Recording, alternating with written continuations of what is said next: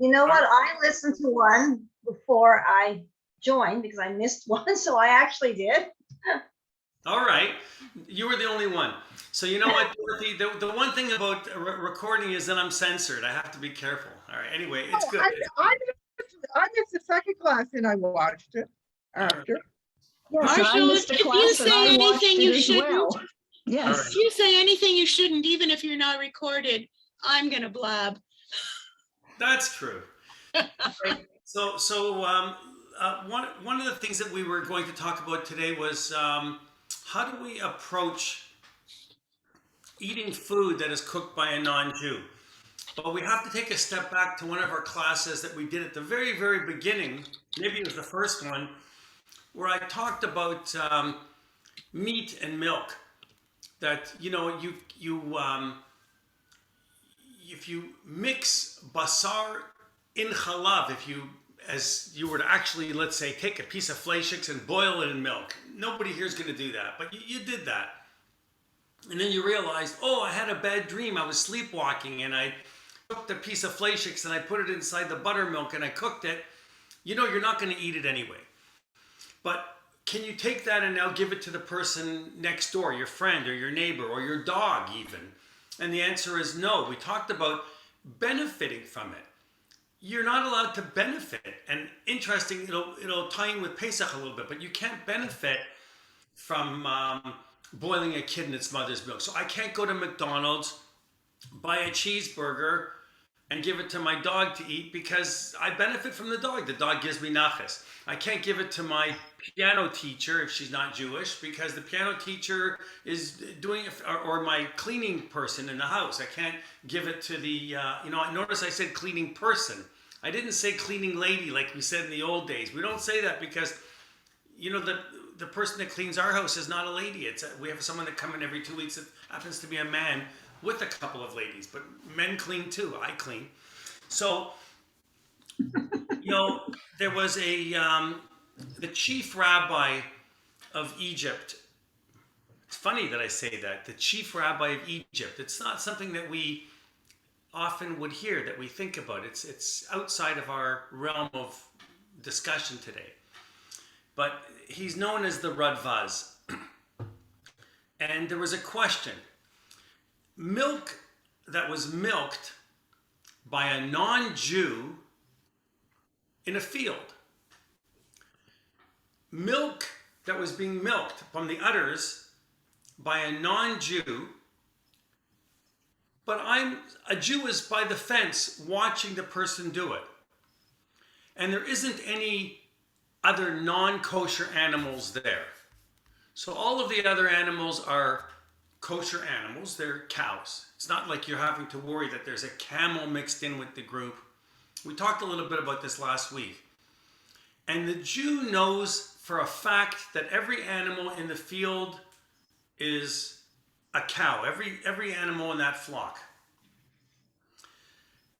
In the whole area, there are no female donkeys, there are no female camels to be milked. And the Jew went inside that field beforehand and looked and saw every single animal to make sure that they were all cows in the flock. And the Jew checked the flock and he looked at every animal.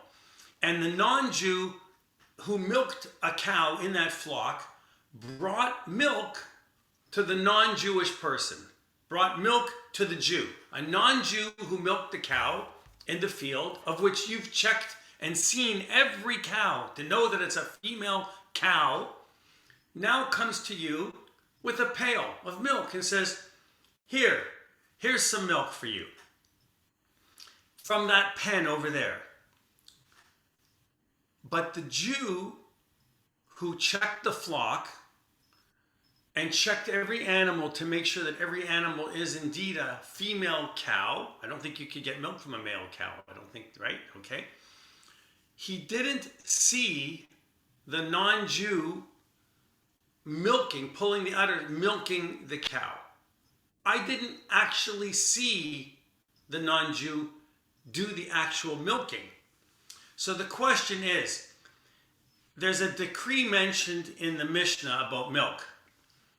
And it says that it is like a decree about cheese from non-Jews, that even in a place where they make cheese from sap, it says, it's still not kosher because once they made the decree, it applies to everything. That's for cheese. Do we say the same thing about milk?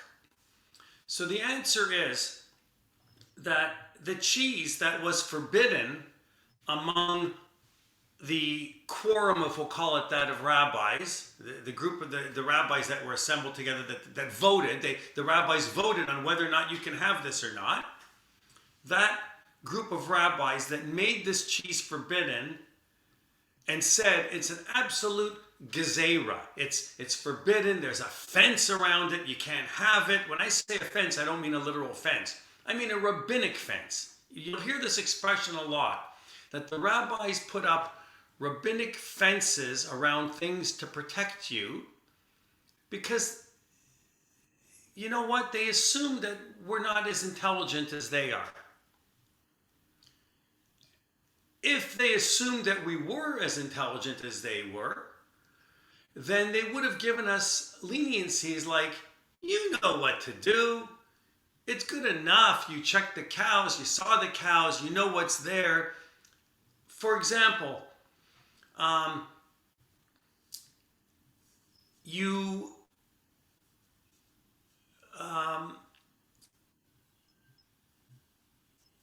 go into an establishment in a place, and we talked about this as well, and it's a commercial establishment, a great big place, and they're cutting up fruit. We trust the professional that they're only going to use a knife for cutting up fruit. They're not going to use the same knife that they just cut pork chops with for cutting up your fruit. Maybe in a very small grocery store, a little tiny corner grocery store where it's a mom and pop store where they only have 1 or 2 knives in the whole place, and they use the same knife, wipe it off, they cut everything. In a big commercial establishment, we can assume that the fruit cutter is cutting the knife with fruit, with a cold knife. He's not using it to cut onions with, for instance, even. Because we talked about onions as being a davar harif, as being a hot thing that could render something to be fleishik or milchik. You know, have you ever done this? Have you ever cut up a melon on one of those nylon cutting boards that you pulled out of your drawer? And you know, a day or two before that, you chopped up garlic and onions and things like that on it. And Len's nodding his head because I've done this. And then you take the fruit and you cut it up, and then you eat the fruit and you're going, I'm glad I don't have company here, because you know the fruit, the melon tastes a little bit oniony and garlicky. It doesn't taste so good anymore. It's not what I'd want to serve to my company. You know, I don't know if I use it. I have a cutting board that I only use for fruit, not from a kashrut standpoint, but I use it because if I use it only for fruit, my fruit will taste like fruit. I don't want my fruit to taste like yesterday's salmon, for instance. You know, if you cut whitefish or a stinkier fish on a cutting board, that cutting board can retain the substance or the odor, even if you use cleanser on it, even if you clean it and scrub it with a sponge and scour it, there's remnants, there's a transfer of taste, right? So you can clean it, but there's still a transfer. So I'm a little bit off topic, but let's go back and talk about the concern about the person that is given the pail of milk, but didn't actually see the milk being milked by the non-Jew.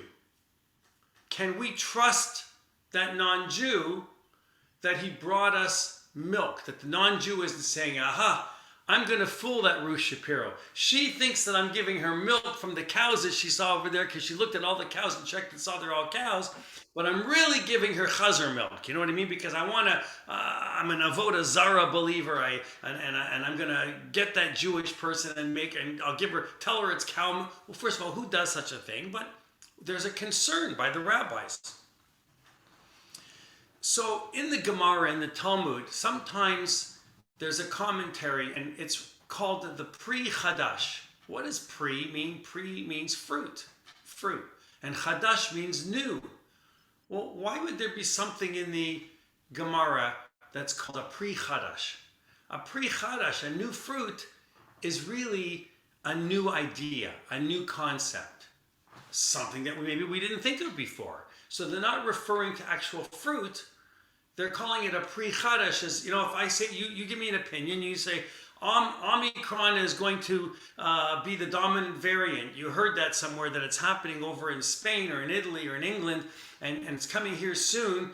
And then you come up here, because we haven't heard about it here yet, and all of a sudden you come up with this new idea and say, you know, if you get a third vaccine, I have a Pri Chadash. I have a new fruit to offer you. If you get a third booster shot, then you should be okay. So there's a Pri Chadash that says that the general principle that emerges, that comes in a city where there aren't any kosher milk, or it's more expensive, you are allowed to buy the milk from a non-Jew without supervision of the non-Jew at all. You know, the straightforward custom is this way in Amsterdam, for instance. Now, Holland has a lot of interesting customs, you know. I talked about it before. Holland, I wish I was from, my parents were from Holland. I would only have to wait an hour. Geweldig. I'm telling you, my grandchildren who have a father who's Dutch, they eat meat, they can have beef, and 1 hour later, and not even an hour and 10 minutes. I always say to them, don't even wait an hour and 10 minutes, a little bit over. No, it's 1 hour, 59 and a half minutes into the next hour, they're already kind of a bowl of ice cream. For me, it feels weird. You know, it looks weird, it feels weird, but they're following the Amsterdam custom. So there is an Amsterdam custom that, except for a few individuals who insist on Chalav Yisroel. So if there's somebody in the place that says, I have to have Chalav Yisroel, what is Chalav Yisroel? Chalav Yisroel means basically it's being milked, or at least under the complete supervision of Jewish people all the time, 24/7, right? Chalav Yisroel. How many of you buy? I'll tell you something. Years ago, I don't know if you know this, but in Toronto, there were a lot of people who bought Chalav Yisroel because they felt that, yes, it's true. Someone commented that Ovadia Yosef came from Egypt, and that is true. So how about you, Yosef? Maybe you came from Egypt too. I don't think so. So the idea is that when it comes to being strict, or when it comes to ideas, are you doing it out of convenience, or are you doing it only because it's better for you? So I don't go out of my way to buy Chalav Yisroel because I look at seal test, or whatever the milk is that we have on the shelf, and it says core on it. If it says COR, it's kosher enough for me. If you go on an LL airplane and you buy a meal, you order the meal that's kosher, it's kosher. How could it be, well, it's kosher, but it's not kosher enough for me. I have to have the glut kosher. It has to be double wrapped. But you know, the treif kosher meal, that's good enough for you. I don't understand that, the treif kosher meal. It's either kosher or it's not kosher. That's my opinion. But that doesn't mean that everybody follows this. The Reichmann family, everybody knows the Reichmann, the famous family here in Toronto. The Reichmann family gave a lot of money a number of years ago to promote Chalav Yisroel. So actually there was a time when Chalav Yisroel, if you wanted to buy it, was cheaper than buying a regular 2% milk. You remember that? Does anybody remember that? You could see Chalav Yisroel was less expensive. And I go, how could it be less expensive? So people were buying it because it was less expensive. Were you buying it because you really believed it was more kosher? Were you buying it because it was convenient, or I'd rather save money in my pocketbook? I could take the extra money and go buy my pickled tongue with it, which you can't cook in the milk anyway. But at least, you know, you had saved money on the milk. So depending on where the custom is, there is an opinion from in the Aruch HaShulchan. Has anybody heard of not the Shulchan Aruch, the Aruch HaShulchan? So the Aruch HaShulchan is Rav Epstein. And Rav Epstein said that, he says, in any case, it has become clear that the opinion of all of our rabbis that the Aruch HaShulchan brought forward to us, where it isn't found at all, where you can't find a non-kosher animal anywhere in that area, in that vicinity, that there is no concern, there's no reason to be concerned that a non-Jew is going to give you a mixture of non-kosher milk mixed with kosher milk.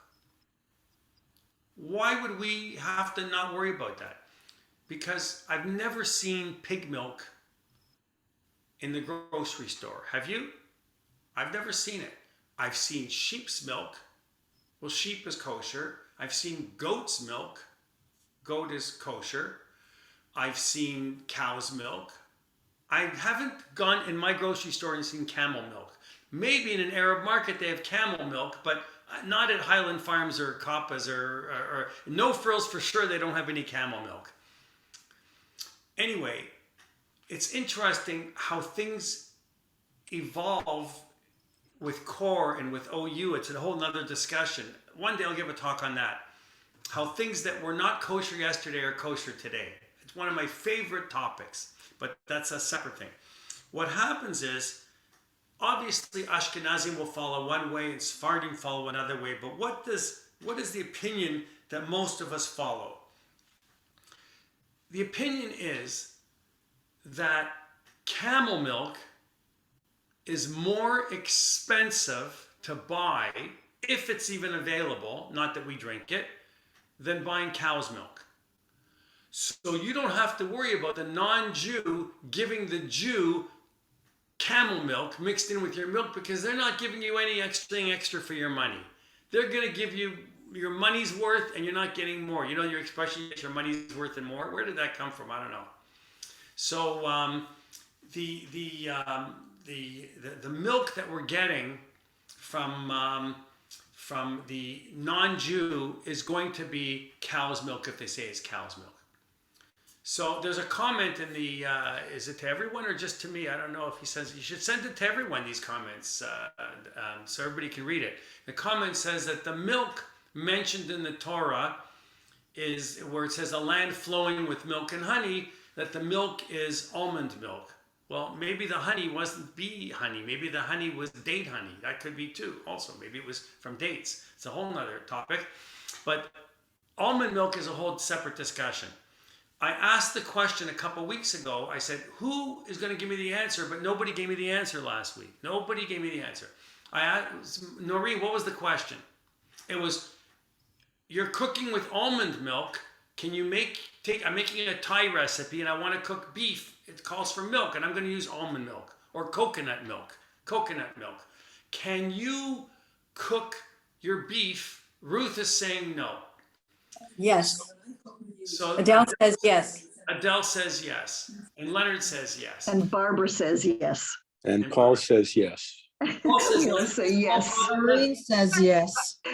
Oh, Ruth, you're outvoted. Wait. Let's hear Ruth. Ruth is going to talk now. Go ahead, Ruth.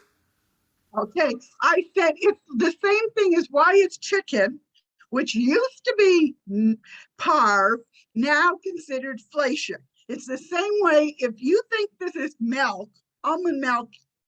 My grandson was allergic to cow's milk for a while, and he used almond milk, but he used it the same way as we use milk. So you can't use it. It would be no. Okay. So I think Ruth has a very valid and very good opinion there. Esther? Well, we call it almond milk, but it's not really milk. It could be called anything else. Like what? Almond beverage. I don't know. Give it a name that it's not milk. How about almond Liquid. pork? Can we call Liquid. it almond pork? Okay. No. So why did Liquid. you say that? Barbara, go ahead. Liquid. It's liquid. All right. So that's a good point. So here's the thing. I'm going to come right back to this. There's a new product that came. Everybody knows about Beyond Meat burgers, right? Beyond Meat. I think they're fantastic. Why do I like a Beyond Meat burger? Because I'm eating them at home in the privacy of my own home, so I can put cheese on top of it and cook it in a dairy pan. So I have a cheeseburger here at home. I think it's delicious. I want to tell you, if I was inviting Rabbi Gemara over to my house, I might not be sitting here eating that in front of him because I'd have to start justifying it's not a real burger and it's not real. I don't want to have to. So, but I do enjoy it. So the question is, to Ruth's point, why can we consider chicken to be basar and why do we not consider almond milk to be milk? And here's the answer. The answer is yes and no. Yes and no. It's like a Jewish answer, right? So here's the truth. The truth is, because in the Gemara, in Chulin, I think in Beit, it says that chicken was decided that it would be considered as meat. But it doesn't say that almond milk has, right? It doesn't say anything about that. So there's a comment here that is very interesting, and I'm going to bring it into the equation. The comment is that it says, but it has to be accepted by the people. All right. So depending on your community, right, Ruth? Depending on your community, in your daughter's holy neighborhood, maybe they wouldn't do it. But the answer is, why do they not do it? And it's the same reason as what Joseph said about being accepted by the people. Meaning, in our community here, it's completely okay to have a timer turn electricity on in your house on Shabbat because it's accepted. You know I'm doing it because it beautifies my Shabbat to have light. Why should I sit in the dark? So I don't want to sit in the dark. So the light comes on, you accept that. But if you walked into my house on Shabbat and all of a sudden the record player came on, I put my record player, the needle's already on the record. I didn't touch anything. The needle's already at the beginning of the record. The timer comes on, the clock switches, it goes bing, and the record player comes on and starts playing Karob Yoben, the opera. And you walk in, you hear this, you go, oi, Marshall's playing records on Shabbos. What is that called? It's called Marit Ayin, Maris Ayin. There's a joke about that. They go, everybody keeps talking about in yeshivish language, they don't say the tu, they say the sister. They go Maris Ayin, Morris Ayin. Morris Ayin, don't do it. And someone says, who's this Morris guy?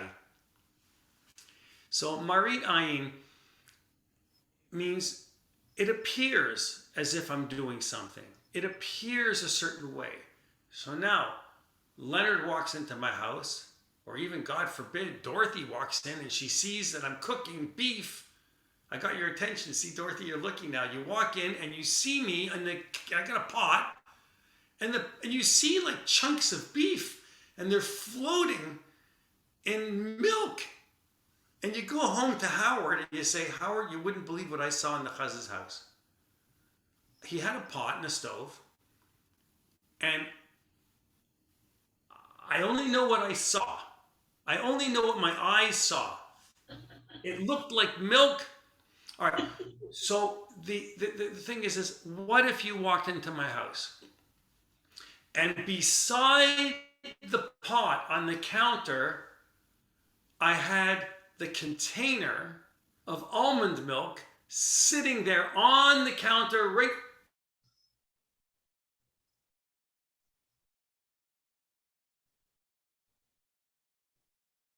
Would accept that because you're putting away the idea of, I'm freezing, 1 second. Is my internet back now? I'm back. You're putting away the concept of Marit Ayin. You're getting rid of that by placing the can of coconut milk beside what I'm cooking. You leave it on the counter. Similar, a salad that I serve you with kosher bacon bits. You know those kosher dried bacon bits? They don't really taste that good anyway, but they're available. So you buy them and you want to put them on for a change on your Caesar salad and you're sprinkling them all over and I serve it to you. There are people, I guarantee you, that would come to your house for dinner that you wouldn't serve it to them. You wouldn't have Rabbi Shine come over to your house and serve him a lettuce with bacon bits all over it, because there's other things you could serve, but you like it. So the question becomes, what is accepted by the community? And also, how are you taking away the concept that would evolve from a Marit Ayin standpoint, from an idea of someone thinking that you're doing something that you're really not doing? You know, that's the problem with going someplace and doing something. I shared with you the story about my dog Barney when I used to cook him the food. And I used to make him ground beef with rice and carrots, and I used to cook him his own food.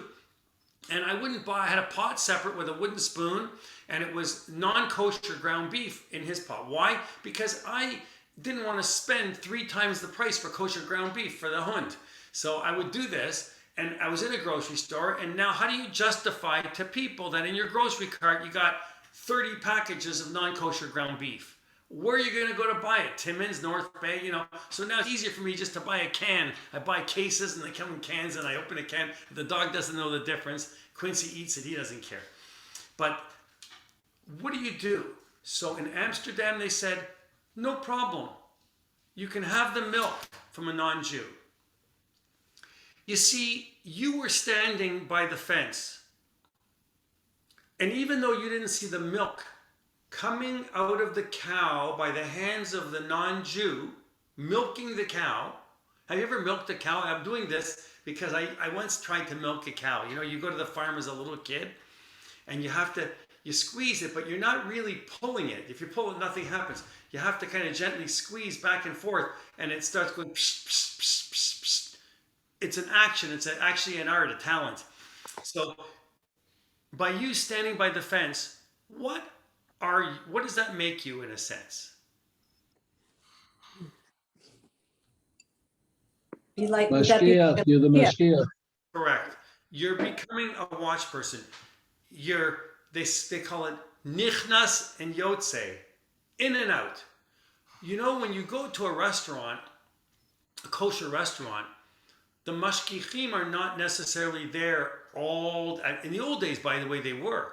I used to see them. You walk into the old Marquis on Bathurst Street, which was not before it was on Wilson, but it was on Bathurst Street. And you know where it was? Where Aroma is today. There's an Aroma there. That was the original Marquis, and it had booths with hooks, and you hang your coat on it, and they had vurschts over the cash register, and the vurschts were hanging over the cash register from the ceiling. Geschmack. Those were the good old days when they gave you kishka with gravy and a boat. It was a bowl shaped like a boat, and they gave you a basket of rye bread, and you were in heaven. That's all you needed. Those days, Toronto doesn't have this anymore. We should. It's too bad. So the mashgiach, you know who the mashgiach was in those days at Marquis, sitting by the front door? It was Steve. You know Stephen Reisenman from our shul. It was his Zaidi. His Zaidi was the mashgiach there. I'm saying it with respect because he was a baldat. He was a person who knew and learned. He used to sit there with a Talmud book and he would sit and study. You know, you'd sleep for 20 minutes and you'd learn for 10 minutes and you'd sleep for 20 minutes. Most of the time they were like this sleeping, but they were there, they were present. And they weren't always in the kitchen. They were nichnas and yotze. They were in, they checked, they were out, good enough. Marshall, Yeah. wasn't Mr. Gilman the Mashiach in our shul as well? He probably was. I was before my time. I didn't. See, I wasn't. I was at a different shul. I was at Beth Emet, so I didn't know the Mashgiach at Beth David at that time. But you're probably right. Maybe he was. I'm like 100% sure. Probably. Very nice man, lovely man. Lovely man. I know that. And there's an English man. His name is Catriel. I forget his last name. And he's the Mashgiach that is the Nichnas and Yotze up and down Bathurst Street. And he goes into Chicken Nest and he goes into all these restaurants and he goes in, he sits for an hour or two, then he goes out and he goes to another restaurant. And he has a circuit that he has to check up on and routinely go in and go out. But is he seeing them actually cooking and making everything? Not necessarily.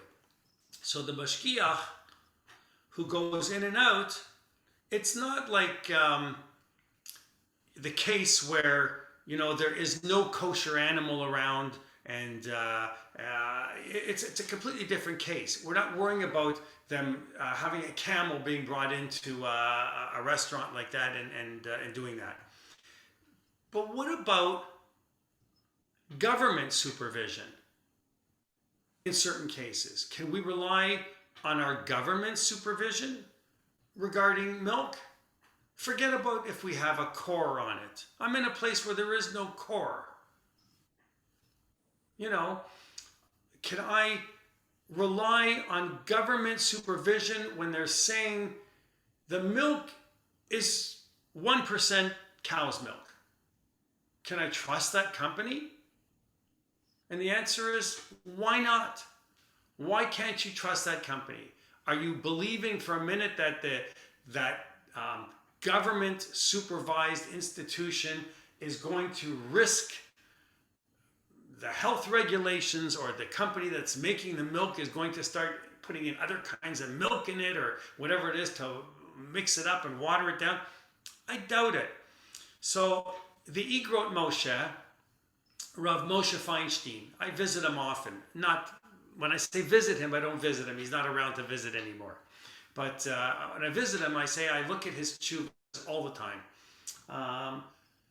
Next week, not this week, I'm going to play a little, for the last class, a little show and tell. I'm going to show you a set of books that Rabbi Schein gave me. And they're halacha books, and they're called Hilchot Shabbat. And if you mention these books, did I talk about this already? I don't know. I don't want to repeat myself. Okay, if you mention, you go to Israel and you say, I learned this in the Hilchot Shabbat, they'll say, there's no such thing. What are you talking about? That's like Hilchot Shabbat means the laws of Shabbat. No. What happens is there was a rabbi named, what's his first name? I'll think of it in a minute, but his Eider, E-I-D-E-R, Eider. Rav Eider went to Yeshiva University, and then he transferred out of Yeshiva University and he went to Lakewood. Why? Because he felt that he wouldn't get the credibility if he wanted to write a sefer.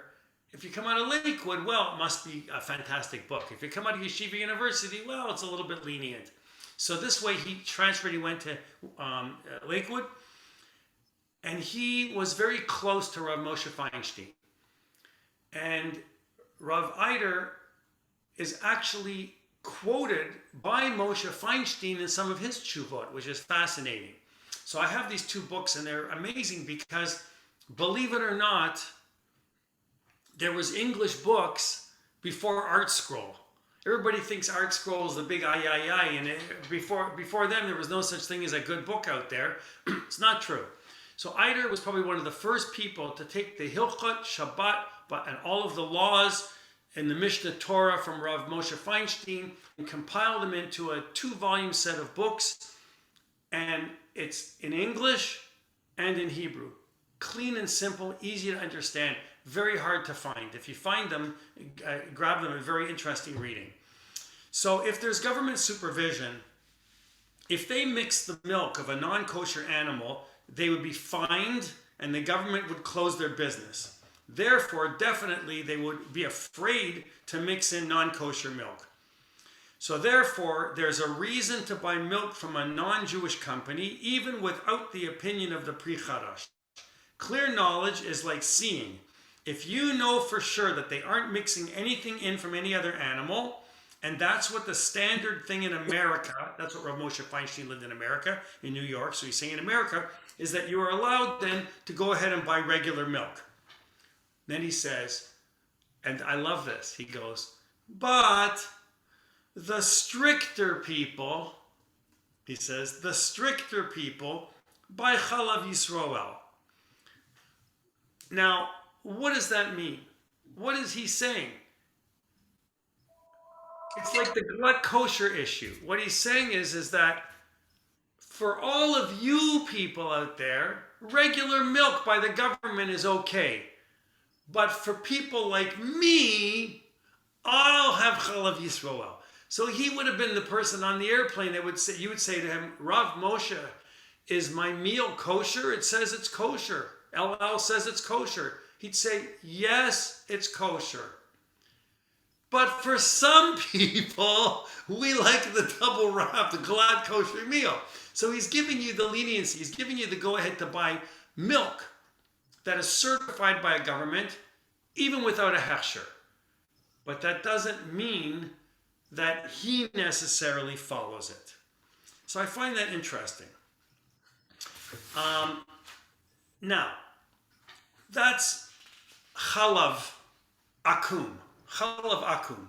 So that discusses milk and some of the rules, the basic rules, not the detailed principles we could go into, the Mordechai and the Rashbash and the Radbaz, and more into the Igros Moshe. There's so much more, and see how the Khatam Sofer disagreed with all of that. He didn't follow any of that. He said, first of all, we don't paskin that way at all. It's nonsense, and it has to be 100% Jewish supervision. And if you think the milk is permitted, he said this, he goes, Ashkenazi culture doesn't drink milk without Jewish supervision. I love that. Ashkenazi milk doesn't. In other words, what he's saying, if the Sfardim that are like the Goyim over there, they want to drink that milk that wasn't supervised, good for them. But us, Ashkenazi Jews, would never follow that. You see how they talk to each other, the rabbis? You see how they discuss, and they said, not for me, but for everybody else. So how do we follow? The custom in Israel is different than the custom here. How is it different, Ruth?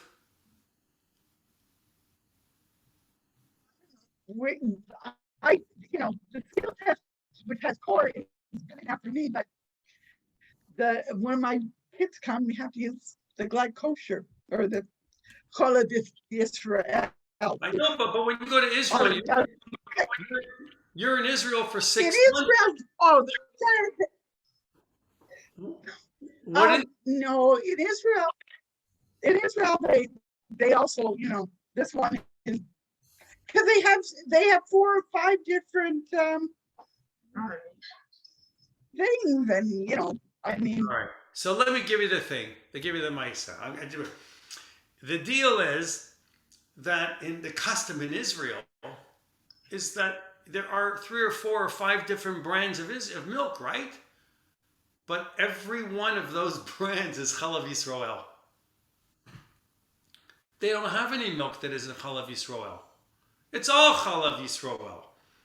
So even to this day, the policy in Israel is you can use milk powder that is not Chalav Yisroel. The rabbis paskin milk powder that is not Chalav Yisroel, but every other milk in Israel is already Chalav Yisroel. It's an interesting concept because I don't know if it's true or it's not true, but I'm going to guess that it's probably true. And that is that if you go to any McDonald's in Israel, all of the meat in every McDonald's in Israel is kosher. That's what I heard. But not every McDonald's is kosher.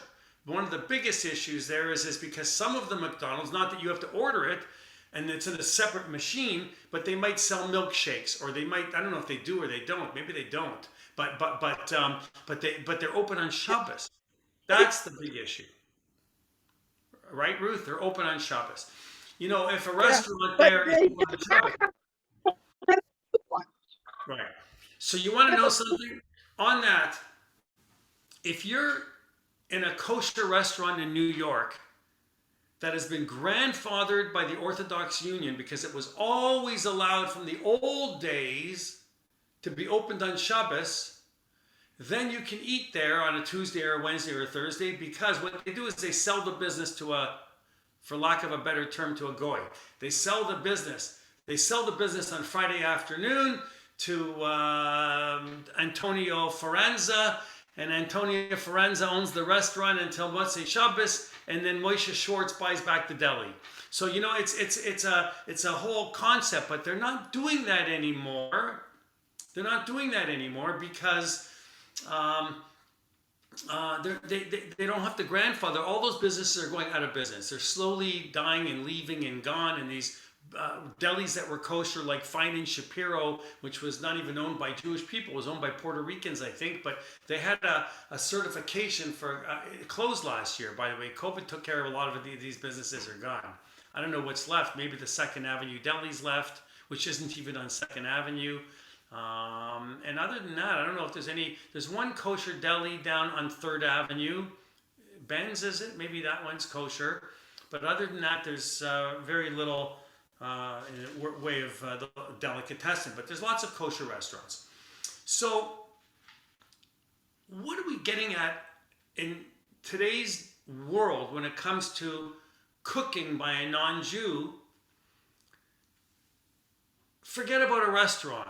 In your home, you know, you're busy, you're I don't know what you're busy with, but you're busy with something. So you're busy going shopping all day, or shoes or drapes or whatever it is you do, and you have a person and you give them employment, and the person's not Jewish, and he or she is in your home, and you say, you know what, I wouldn't mind some spaghetti tonight. If you wouldn't mind, cook some spaghetti and I'll have that for supper tonight. Okay, so he says, fine, I'll make you spaghetti.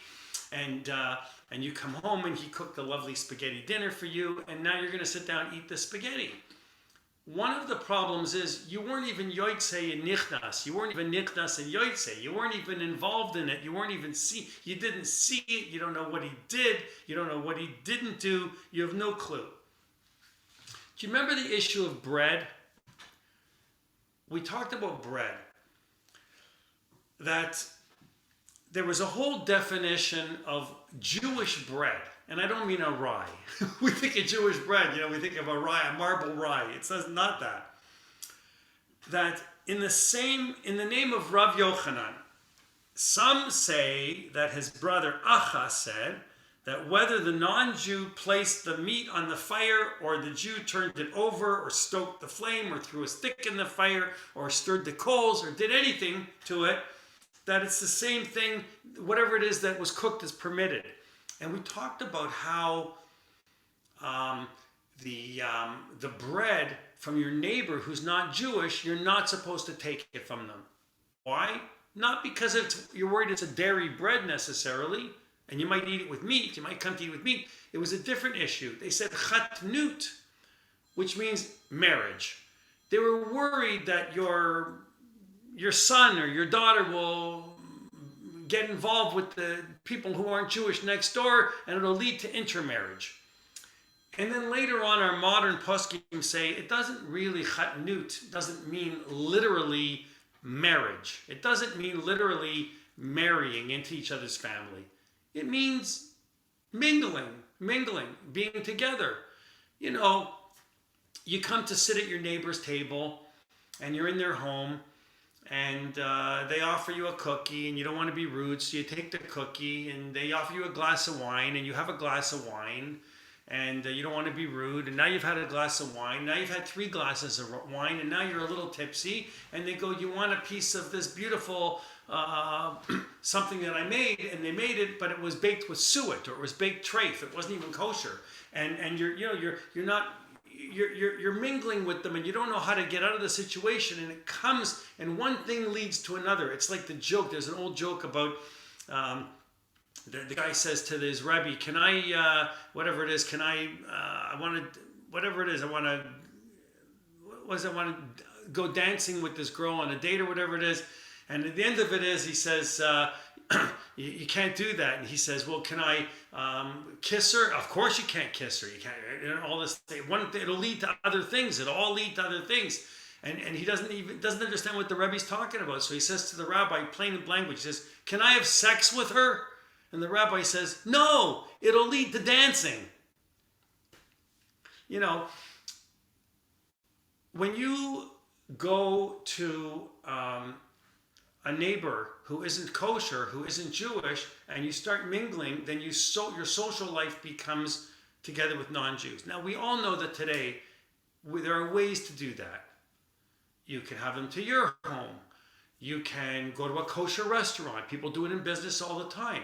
But back in the days of the Gemara, they weren't going to the restaurant. They weren't going out for kosher sushi. They didn't have establishments like that.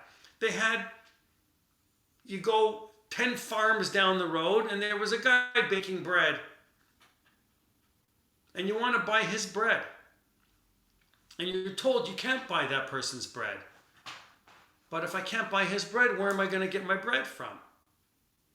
You have to go 60 miles down the road with no shoes on a snowy day uphill to get the bread from him because he bakes it kosher.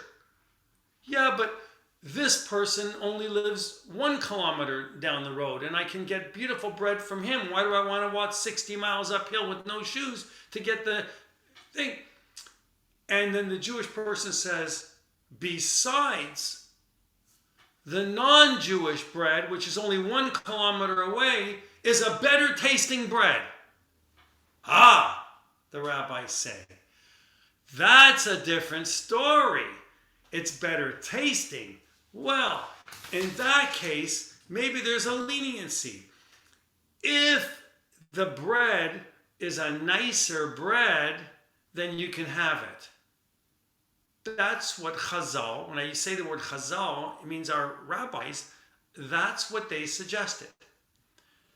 Now, we don't have so much that problem anymore here in our area because we have Richmond over here and Sobeys over there and Grazinski's over here and Maizadi's over there. And everywhere you walk, there's a kosher bake. We live in Toronto. Toronto has all kinds of kosher places you can buy a bread, right? And we don't have to travel so far to get a bread. Unless it's a Wonder Bread you want to buy. And I would say, what are you eating that for? It's no good for you. Don't buy it, right? My father used to say, he used to call it cotton batten. We weren't allowed it in the house because as a kid, you know, you would take a sandwich from another kid and you would eat it. And it would be peanut butter smeared on Wonder Bread because the neighbors had it down the road. And I would take a piece and I would eat it. I wasn't supposed to. And it was delicious, this white chazarai, this gooky bread. It was really, I shouldn't say bad things about it because maybe some of you like it. I don't know. But I always, my father wouldn't allow it in the house. He said it's treif and it has milk in it and it's shaped like a regular bread. I didn't understand that. He would go on and say all the reasons why we couldn't have it. And he would say it has milk in it and it's shaped like a bread, like a loaf of bread. We can't take bread, even if it's in a kosher bakery, if it's dairy, it's got to be either a different shape, baked in a different shape, or it has, today we have modern things, they're called stickers and labels, and you can label it dairy all over the place, dairy bread, right? So they talked about kutach meaning a dairy milky substance, kind of a food which contained chametz, which became a whole issue with Pesach, which we'll talk about next week, and how you have to avoid kutach even because it was chametzdik. But why do we have to worry about bread or things that are cooked by a non-Jew? Is because of the mingling, because of the relationships that can be developed. They want us to not. Why do you think the Hasidim all stick to themselves? For good and for not so good. I mean, sometimes it's a little bit overkill, from my opinion, but they know how to stick to themselves in their own community. They don't mingle with anybody except themselves. So the issue is, when it's possible, and it's not always possible, but when it's possible, you have to have some way of being involved in the cooking process. So if you're dealing with not bread, but let's say an actual substance that you're looking to have made for you, and you know that there's a gezerah, there's a fear, there's a fear that you're going to be eating cooked foods. The only way you can deal with that issue is by doing something in the process of the bishul, the actual cooking process. So bishul means to cook, and bishul aku means being cooked by a non-Jew. So what about something insignificant. Let's take an insignificant food, not insignificant in its quality of the food, but something like a carrot, a basic carrot. You know, if it can be eaten raw, you know, you can take a carrot out of the bag, wash it, and eat it. It can be eaten raw and it's healthy for you. It's probably good, not even to peel it, right? You could eat a carrot, right? So if you could eat a carrot, then why should there be an issue if they cook the carrot? Can they cook a simple carrot for me? Do I have to observe that? I recognize what it was before. I know I can eat it raw, and now they're cooking it for me. I should be able to eat it. So the Gemara says that there is a version that was taught in Surah in Pompadita. Have you heard of Pompadita? Was Pompadita in Spain? I think so. And Rav says, food which was not eaten on the table of kings, of Malachim, which means not eaten with bread. Think about this. Food which was not eaten at the table of kings and would not normally be eaten with bread is not fit for the royal table and therefore is not subject to the rules of Bishul Akun. It's interesting. That's what the Gemara teaches us. So what is fit for the royal table? Well, I would certainly think a delicious fish, which you might have with bread. You'd want a nice piece of bread with butter with your fish maybe, or beautiful meat or chicken, anything like that which would be considered fit for the royal table would have to be supervised. Think about it. I hope you wouldn't do this. Take a raw piece of chicken leg out of a bag and start gnawing on it. You're not going to eat a raw piece of chicken. In fact, you'll get sick. Or a piece of roast beef. I know people like it rare, which is a whole nother topic, by the way. That's the Shabbos talk about up to where is it cooked where you can continue to heat it. Do you know there's a rule about that? If something is cooked, they said, Machal ben Drusai, meaning there's a character who was a robber. He was a robber, and they talked about him in the Talmud, in the Gemara, Ben Drusai. And Ben Drusai would be this thief. He would come to your house and steal everything he could, and then he would get on his horse and ride away quickly, and he would stop overnight somewhere, and he'd make some coals, heat up, and he would eat the food before it was even half cooked. Maybe it was only a third cooked, because he was in such a hurry, he didn't want to get caught, so he would eat it almost raw, and then he would get on the next horse and go next town and steal from somebody else. So they said if it was cooked up to the point of Ben Drusai, then you can continue to warm it up on Shabbos. It's a whole nother topic which we'll get to. It's fascinating. But in this case, a carrot. So how about a potato? I don't eat raw potatoes. It's an interesting question. So if you don't eat it raw, then you should be involved in the cooking. So how can you get involved in the cooking? Well, there's many ways. You could either be the one to turn the stove on, and then the non-Jew can take over and cook it for you. Or you could walk over to the pot, and you could take the ladle and give it one stir, a mish. Give it a little stir. You're involved in the cooking. If it was a wood stove 200 years ago, or even today, by the way, they're becoming popular again. I don't know if you know that. The Mennonites are selling fancy wood stoves that are like the old wood stoves with the cooktops, and they're like $10,000, and you throw logs in it, and you can cook and bake and everything in there. Apparently they're phenomenal. Anyway, I don't have one, but maybe someday. So if you put a stick into the fire, one log into the fire, and never touch the cooking process, that's enough to be nichnas and yotze, that you were involved in the process because you fed the fire.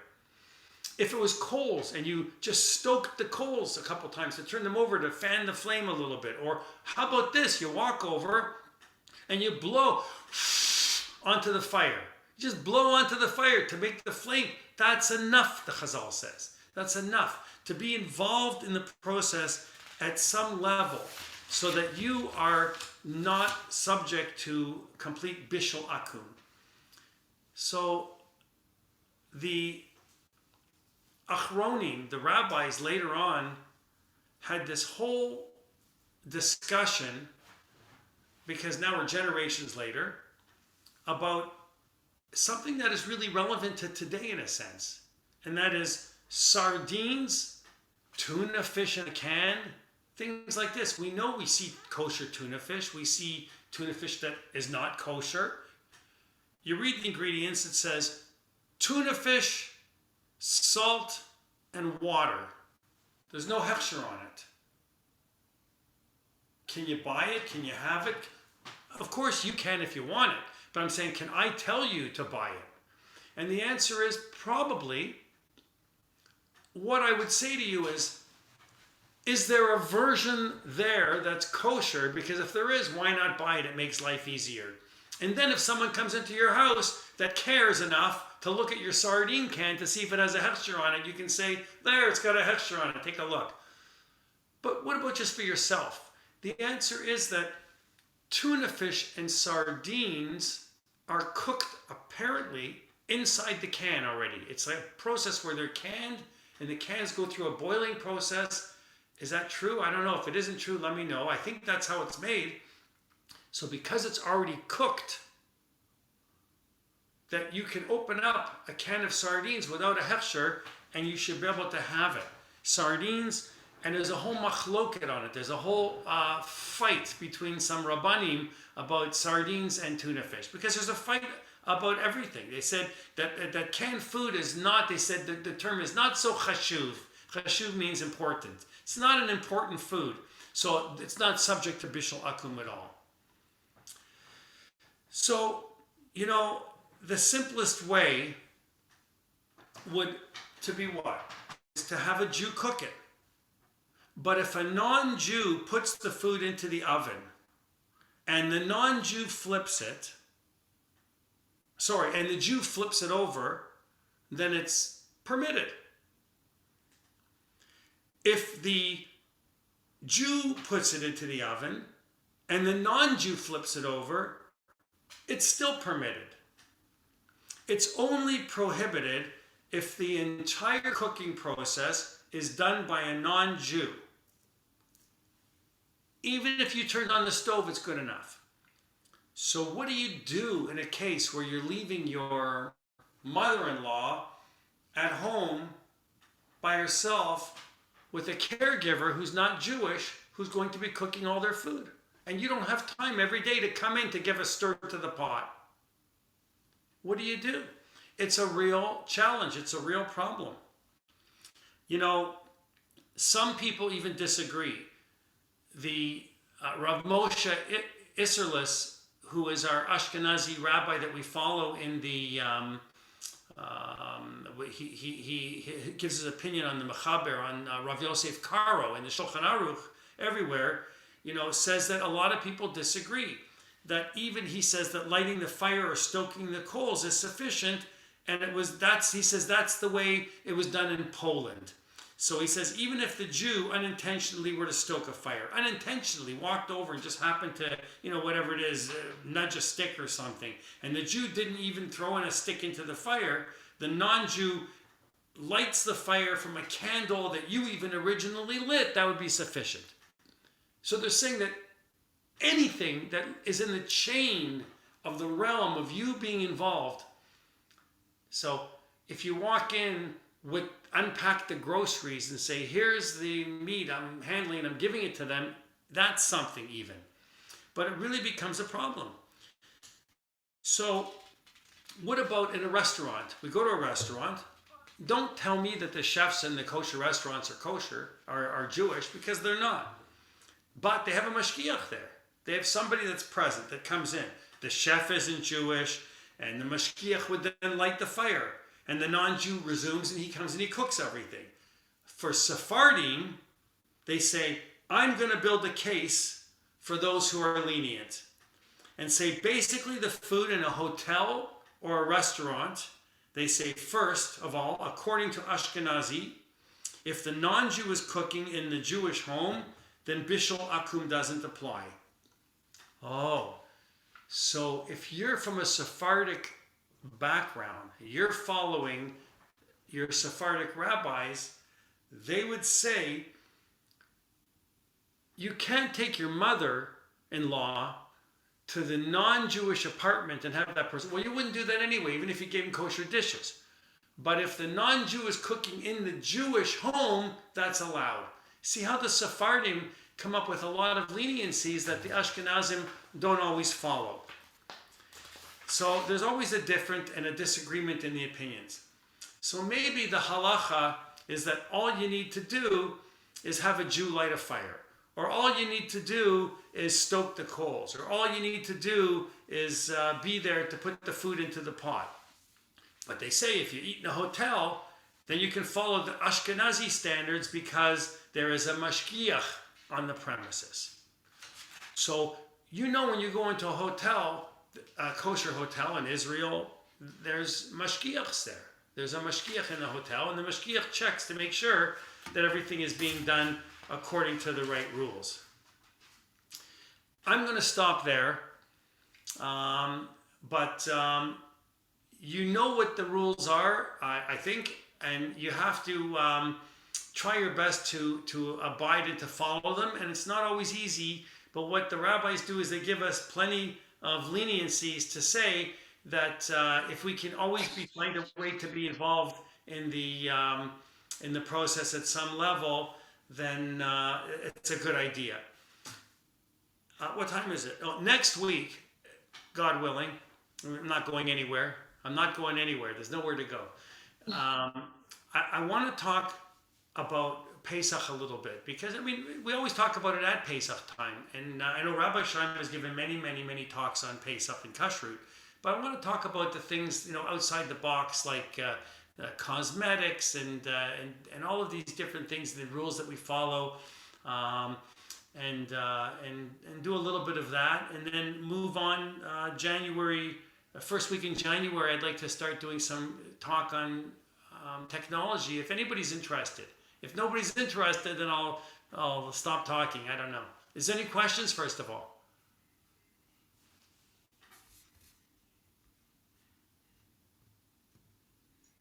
I had a question. You were talking about if someone is a non-Jew, let's say, is taking care of perhaps a senior and is cooking their food, but if there isn't anyone there, then it is okay then?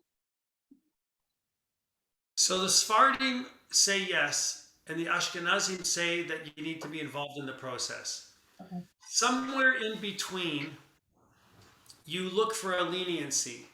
So what you do is you try to visit as often as possible so that you serve as a mashgiach in a sense. And you come and you watch. And it has to be unannounced.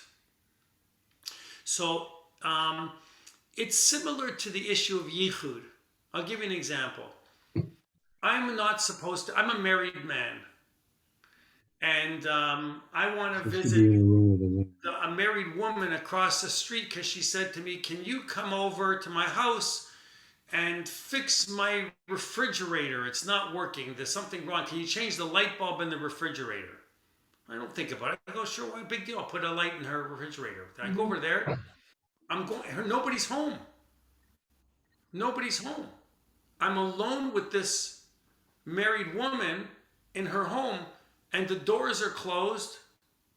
The neighbors might see me going in there. They're going, why is Marshall going into that other married woman's house alone and there's nobody home and her husband's car isn't in the driveway? So the answer is that the rabbis permit it if one of your neighbors has a key to the house and can come in the house at any time unannounced.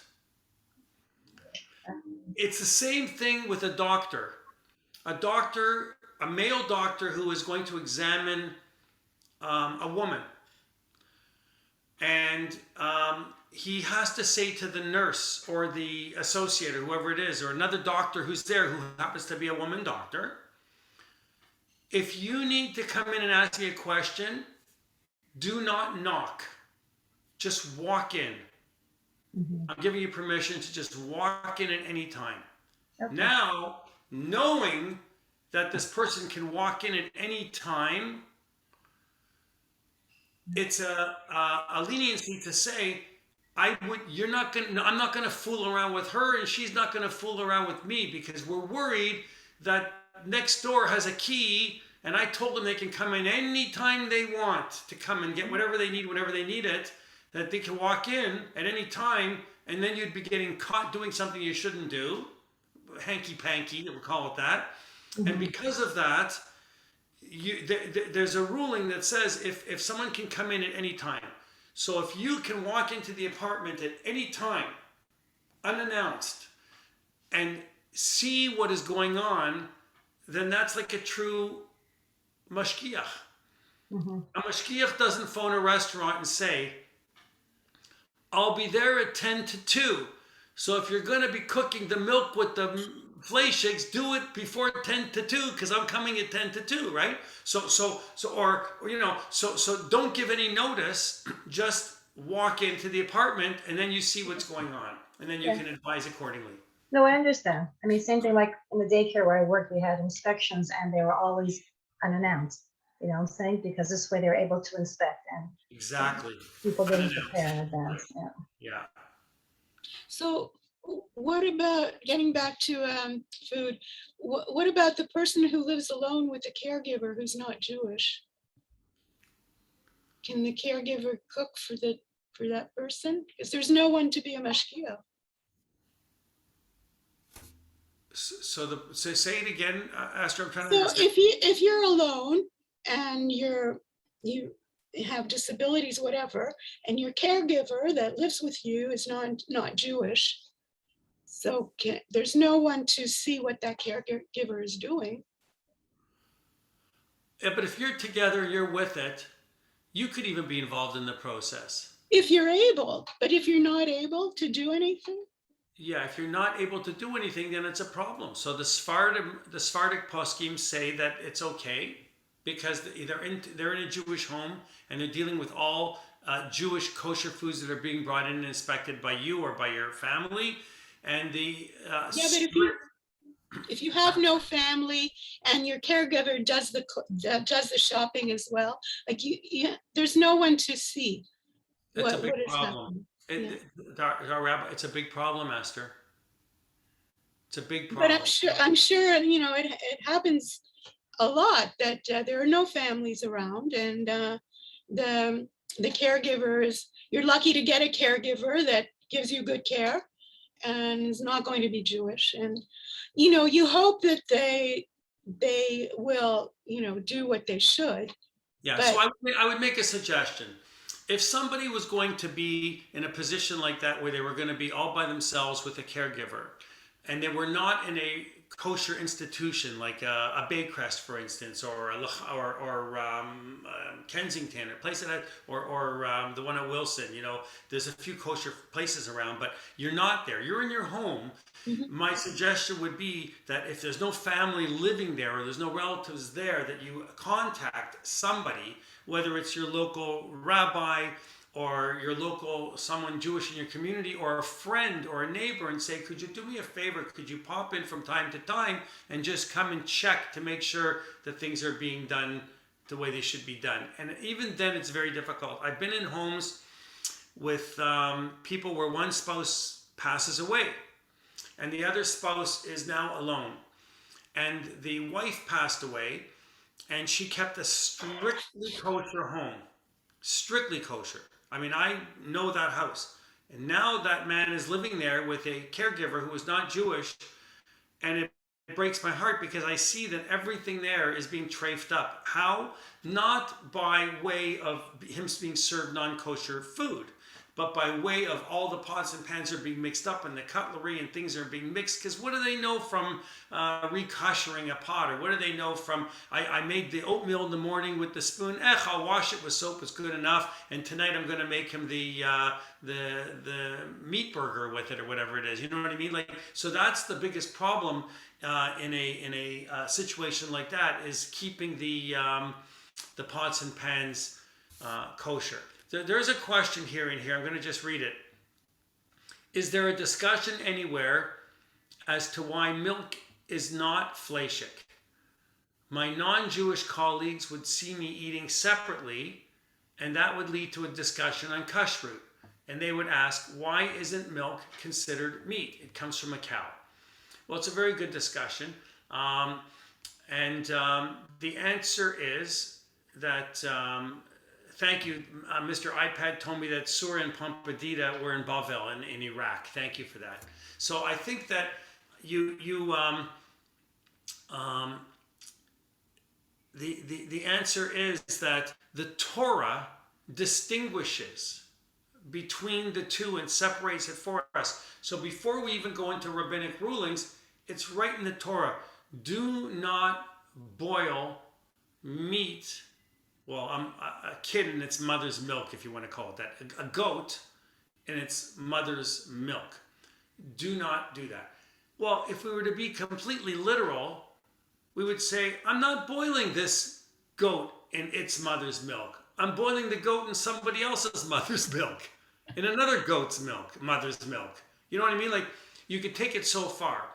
And that's why the rabbis interpret the Torah through this oral law, because, you know, after the Beis Hamikdash was destroyed, and remember yesterday was the Seres B'Tevet, right? So it was our Nebuchadnezzar was already conquering Yerushalayim.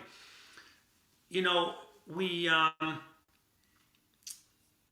look at it, we say that the Torah already makes a distinction between milk and between meat. And because it gives us that ruling, we're able to say that they're two separate entities. That's why you can't mix them together. It's very simple. It's just a Torah violation. Way past being a rabbinic violation. It's midoraisa. Torah prohibits it. Why isn't milk considered like meat is a whole different thing, because milk is milk. Interestingly, though, if you were to take the lining out of a sheep's stomach, pull the lining from the sheep's stomach and make rennet out of it to be used for cheese, they mechanically produce the rennet, and they do all these processes to the rennet to make it different. That I talked about this last week, that it's like taking a tree and calling a coffee table a tree. It's not a tree anymore. It's a coffee table. It's a new thing. The guitar in front of me is not a tree. It's a guitar. The rennet is not rennet. It doesn't look like a sheep's lining of a stomach anymore. It looks like mush. It looks like something completely different. It looks like a new thing. What is a new thing called in Hebrew? Davar thing. Davar chadash. Davar chadash. Well, once it's a new thing and it's completely new, it's not what it is anymore. So why does it have to be kosher? Because the rabbis put a fence around it and said it needs to be from a kosher animal that has been shechted in a kosher way. There are leniencies with hard cheeses. Some people say that it doesn't need to go that far. If it's a davar chadash, it should be allowed.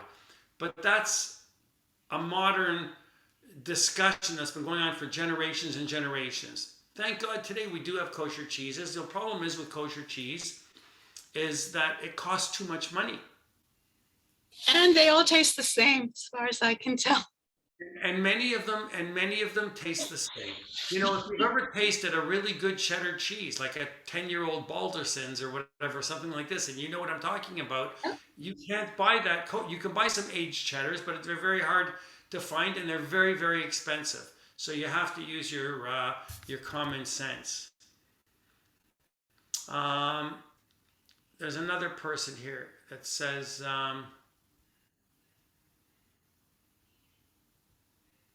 Noreen Kasman says, get the doctor's name who will actually see a patient.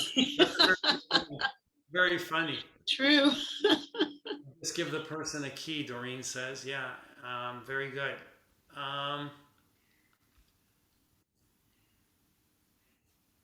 I think that's it. I think we're up to date. Yeah, there are many institutions that have not been given certifications for kashrut because of those issues, because of cheese that they'll use, because of United Bakers. I'll give you that as an example. There's nothing, I see modern from people with kippot eating there. I eat there. You've seen me there. Everybody has seen me in UB having a Greek salad and or whatever, and I'll eat there. It's a milchik restaurant. But there are many people that would not go in there and would not eat there because the cheeses do not necessarily have a hechsher. Or if they are going to eat there, they'll eat things that they know will have a hechsher. For instance, the noodles and cheese is being made with cottage cheese, and the cottage cheese has a hechsher. So they wouldn't buy the lasagna because the lasagna is being made with cheddar, and the cheddar might not have a hechsher. So But Cantor Loomer, United Dairies also has a history. And those kippot that you're talking aren't eating there because it's dairy. I mean, that's one of the reasons. But their parents, often the first meal they got in Toronto was United Dairy when it was on Spadina. And they remember Hakarat Hatov, and they said, you know, I got my first meal there. They told me where I could rent an apartment. They helped me out, and I'm eating there. I don't care what COR says. And there's a lot of people in the city who have that same story. Well, I'm one of them, so I agree. The whole issue is that what is accepted by some communities is not accepted to another. It's like the microwave issue. You know, one rabbi will tell you, go ahead and kosher your microwave for Pesach. It's good enough. Steam is good enough. But steam doesn't go up inside the cavities of the microwave to really kosher it. So it depends on what you are comfortable with. You know, I'm here to give you the rules, but I'm not here to tell you how you should follow them. I'll tell you, if you ask me a question, what I think would be the right answer. I might give you a lenient position and a strict position. I might even give you a position that our community follows, but then you might say, I'm not comfortable with that. I'm going to take the strict position. And here's what we say about somebody who takes the strict position. We always say, we won't mock them. We won't make fun of anyone who wants to be more strict. Kol hakavod to anyone who wants to be more strict, and blessings upon them. I think it's wonderful. But don't be so strict upon yourself that you're not going to enjoy life. That's all. All right? So I'll let you go. Okay, Marshall, I wrote something afterwards, and I've been thinking about it since we started. Let's I talk. thought you said that you bought non-kosher meat for the dog, you know, a few sessions ago, and it was okay. But today you said you couldn't buy something from McDonald's because you could get benefit from it. So what's the difference between you going into a store and buying hamburger meat for the dog and buying something from McDonald's? Okay, so you know what, Anna? That is the best question. Well, I'm not going to say that because that takes away from all the other fantastic questions that were asked. That's the best that's a great question. So, because if you listen very carefully, here's what I said. You are not, maybe I didn't. I should go back and listen to the recording, and maybe I was wrong. So if I was, I'm going to correct something. You are not allowed to derive benefit from basar bechalav because it's a Torah violation.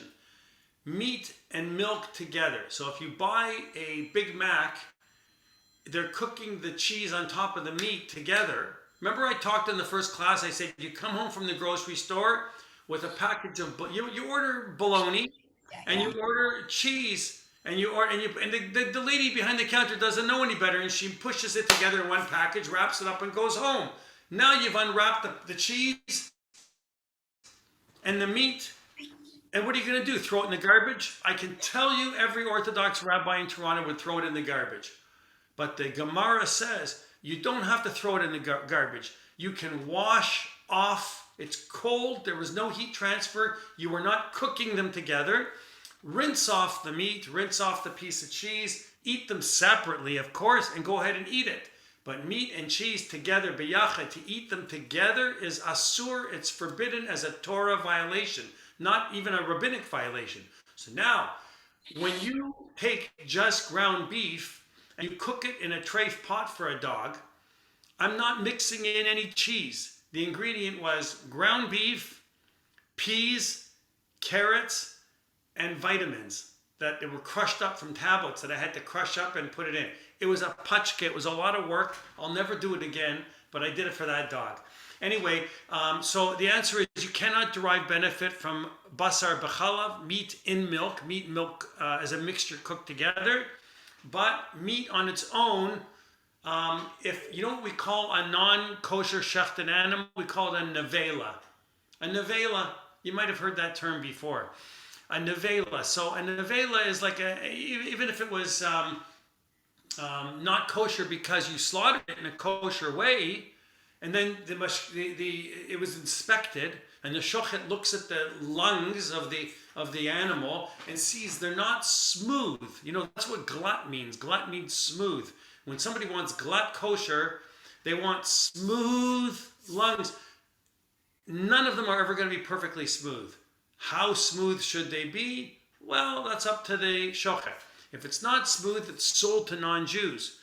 It's a nevela, it's a non-kosher animal. You're allowed to sell it, and you're allowed to derive benefit from the non-kosher animal by selling the animal that you shechted and realizing it's not kosher. You can sell it to a non-Jew. You can give it to a non-Jew. You can give it to your piano teacher. You can give it to your dog. But you cannot mix basar b'chalav together and derive benefit from it. Okay, thanks. Okay, bye. All right, everybody, have a lovely bye. That's it. Thanks, Anna. Thank you for coming in. Thank you to everyone. And Thank you, Marshall. let's meet again next week and talk a little bit about Pesach and some of the stringencies and some of the leniencies. It's interesting. We're going to talk about, I think I already talked a little bit about it, but we're going to talk about it again. You take a piece of toast, and the toast is burnt so much that it's not even recognizable. You can barely even tell it's toast. Can you eat it on Pesach? Think about that. We'll come back next week and we'll talk about it. Do you really want to eat it at any time? No, I don't. It's true. Bye-bye, Marshall. Thank you. All right, thank you, Marshall. Have a good day. Bye. Thank you, Marshall. And thank you, Esther, for getting me on. I appreciate it.